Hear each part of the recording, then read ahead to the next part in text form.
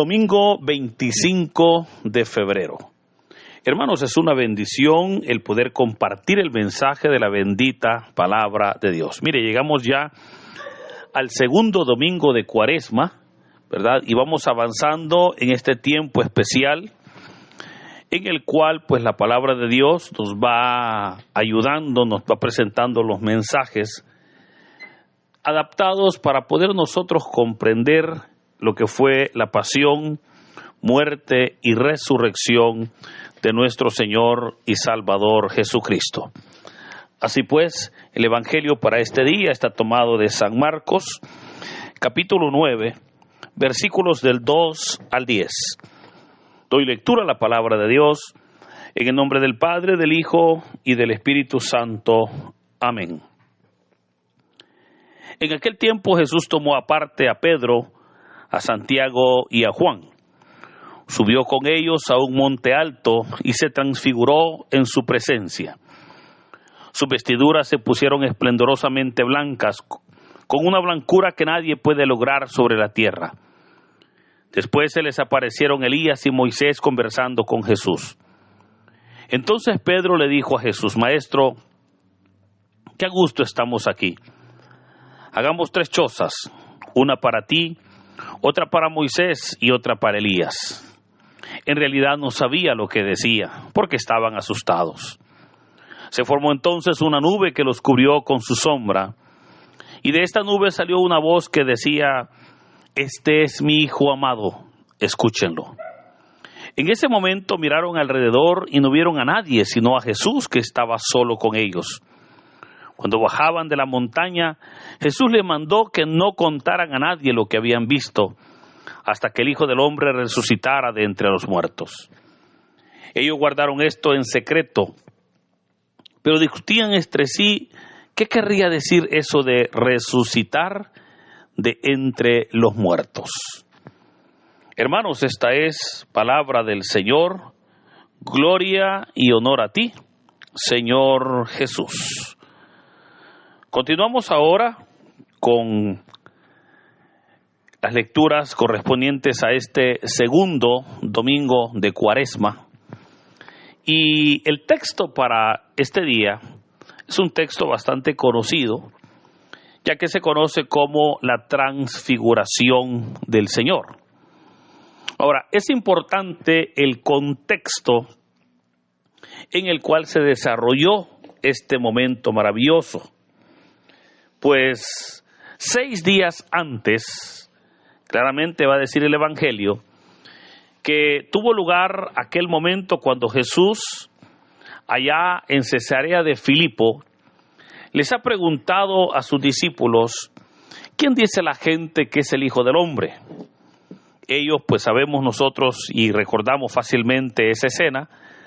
Ellos le mencionaron algunos nombres de profetas a quienes el pueblo lo asociaba. Pero finalmente, el Señor les va a preguntar a ellos: ¿y ustedes quién dicen que soy yo? Y recordamos, ¿verdad? Y conocemos la respuesta. Cuando el apóstol Pedro le dijo: Señor, tú eres el Mesías, el Hijo del Dios vivo. Ante esa respuesta, es especial cómo el Señor va a anunciar su muerte. Y es ahí donde comienza un ciclo en el Evangelio de San Marcos, que se conoce como Camino a la Cruz. Pues es ahí donde le va a decir: ahora vamos a Jerusalén, donde el Hijo del Hombre va a ser capturado, donde lo van a torturar, donde lo van a herir, pero finalmente lo van a crucificar. O sea, el Señor le va a anunciar todo lo que le va a pasar a él. Y es ahí donde comienza el viaje para Jerusalén. Han pasado entonces 6 días y el Señor va rumbo a Jerusalén. Ahora, curiosamente, en el camino que el Señor tenía que tomar desde Cesarea de Filipo hasta Jerusalén, no había ningún monte. Por eso es que para los teólogos les es bastante complicado poder entender dónde se dio este acontecimiento. Y por ello muchos, para no complicarse, ¿verdad?, dicen el monte de la transfiguración. Pero no se sabe en qué monte fue donde se dio este escenario. Lo interesante es que el Evangelio nos dice que el Señor Jesús, que va con todos sus discípulos, obviamente deja abajo, ¿verdad?, al resto, y solamente toma a Pedro, a Santiago y a Juan, y sube con ellos a este monte. Quería el Señor mostrarles a ellos algo muy especial que no les iba a mostrar al resto de apóstoles. Solamente los tomó a ellos. Ahora, alguien podría preguntarse, pero ¿por qué razón el Señor solamente le muestra a ellos? Y es que en realidad, hermanos, entre los discípulos, el Señor siempre, se nos dice que eligió a 12, quienes fueron llamados apóstoles.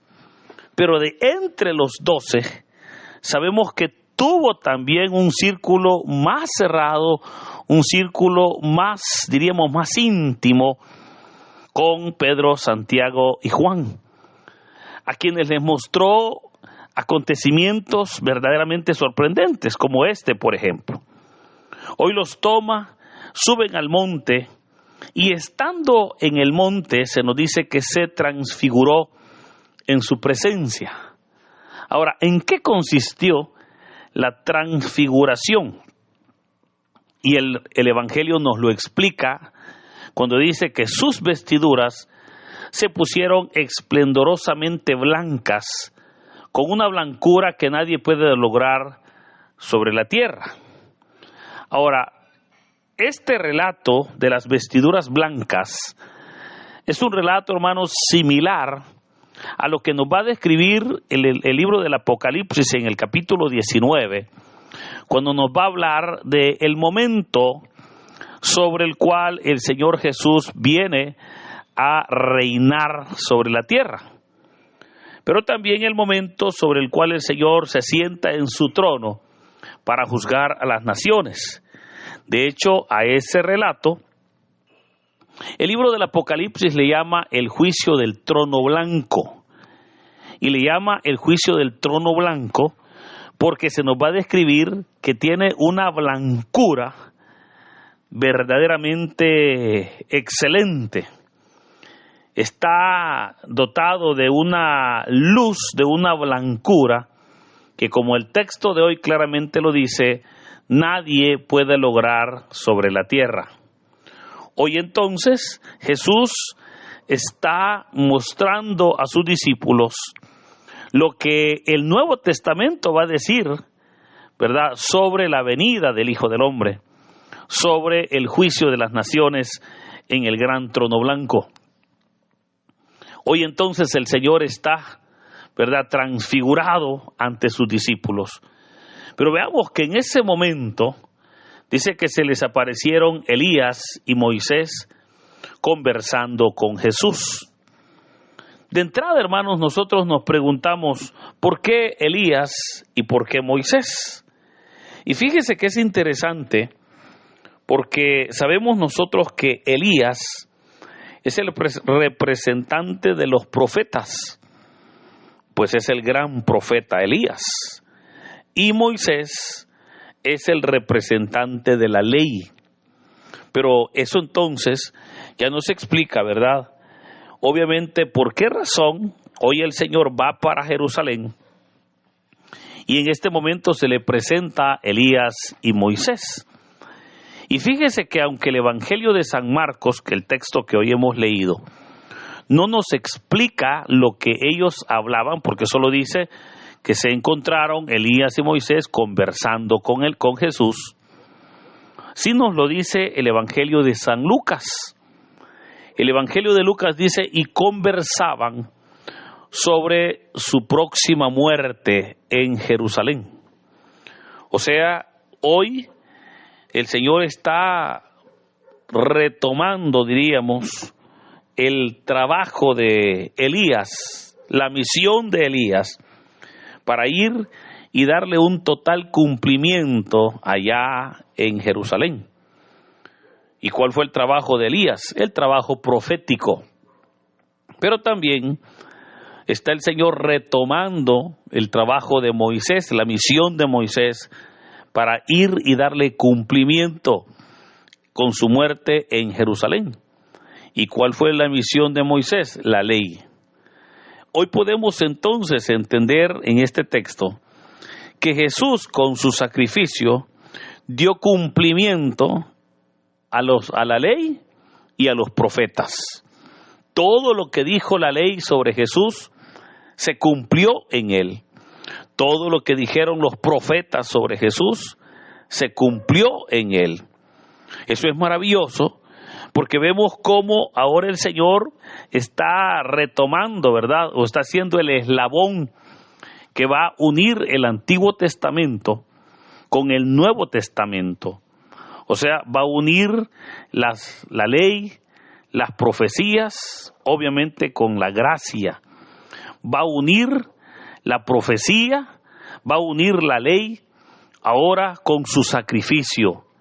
Y por esa razón es que nosotros reconocemos ahora que en Cristo verdaderamente tuvo total cumplimiento la ley y se cumplieron también los profetas. Ahora, ese era un momento maravilloso. El Señor estaba transfigurado, estaba en un momento especial, y aparece el apóstol Pedro, y vea que dice que le dijo: maestro, qué a gusto estamos aquí. Hagamos 3 chozas, una para ti, otra para Moisés y otra para Elías. Ahora, es importante, fíjese, lo que Pedro, o más bien la acción que Pedro tiene, aunque el Evangelio claramente nos dice, en realidad no sabía lo que decía, porque estaban asustados. O sea, Pedro tenía que decir algo, y como no hallaba qué decir por el momento maravilloso, él dijo eso. Pero en realidad él no sabía lo que decía. Y yo creo, hermano, que hubiese sido más verdaderamente prudente que Pedro se hubiese quedado contemplando aquel momento. Ahora, ¿por qué lo dijo? Y lo dijo por una realidad. Y él lo explica en sus palabras, cuando dijo: qué bien se está aquí. O sea, él se sentía en paz, se sentía a gusto, se sentía tranquilo en aquel lugar. Y le está proponiendo al Señor quedarse en ese lugar. Es más, le dice: mira, vamos a hacer 3 chozas. O sea, hagamos 3 chozas y aquí quedémonos unos cuantos días. Pero hermano, eso, aunque pareciera que era una buena intención del apóstol Pedro, en realidad era algo que él no sabía lo que decía. ¿Y por qué les digo que no sabía lo que decía? Porque lo que estaba viendo Pedro en ese momento era la transfiguración de Jesús.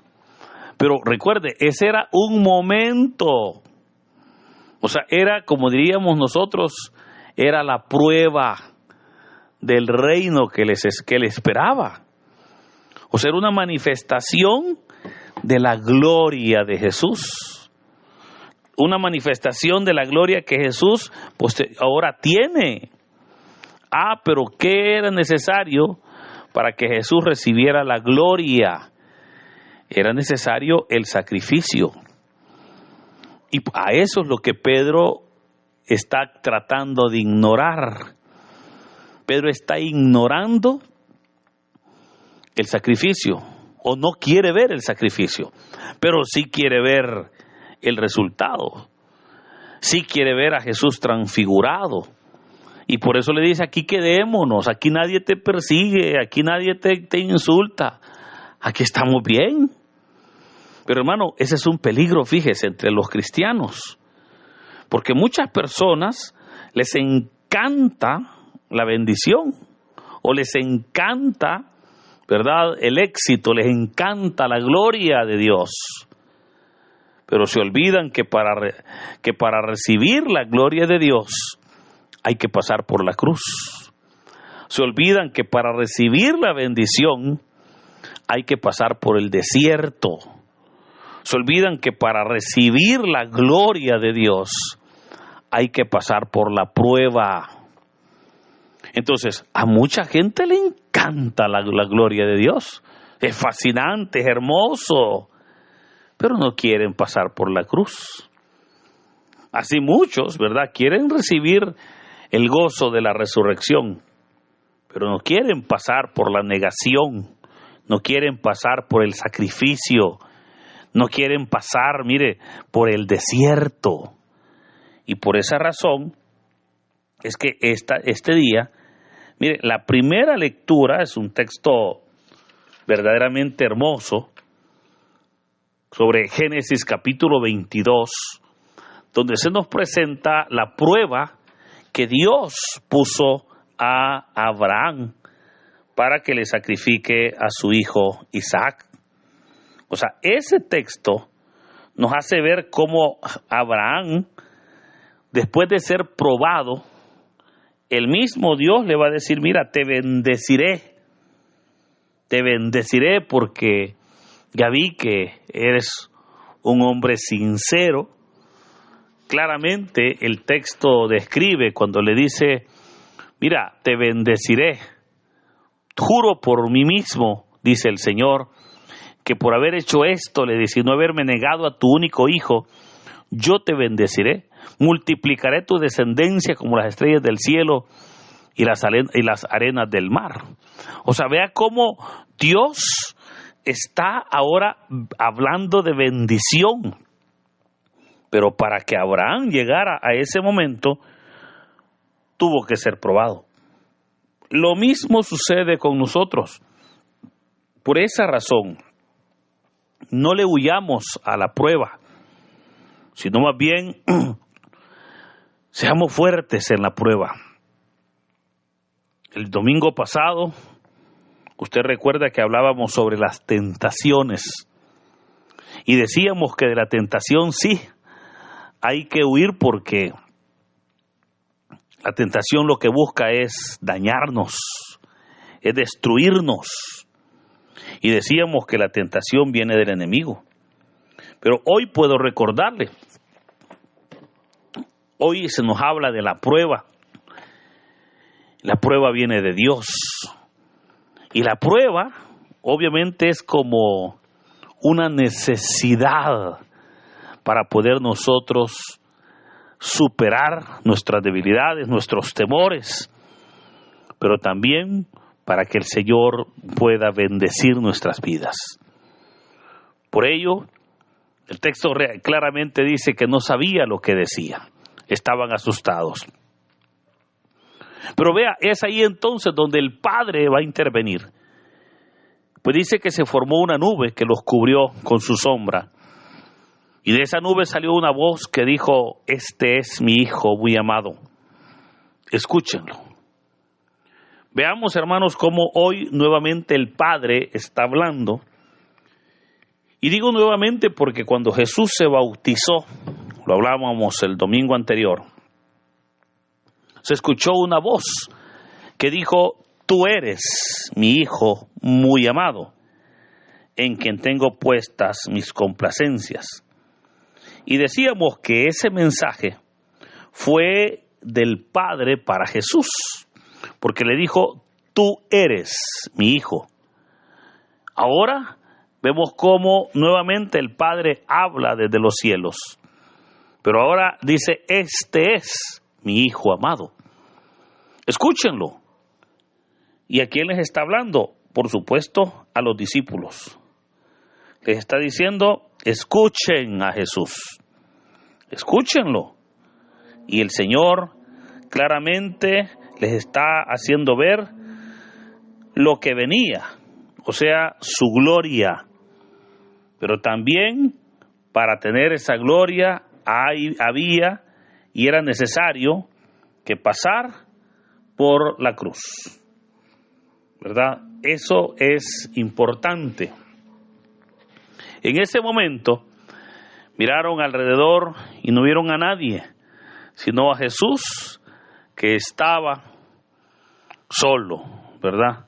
O sea, los apóstoles, por querer eternizar aquel momento, habían perdido el momento. Cuando bajaban de la montaña, dice, Jesús les dijo que no lo dijeran a nadie. Así lo hicieron hasta que Jesús resucitó.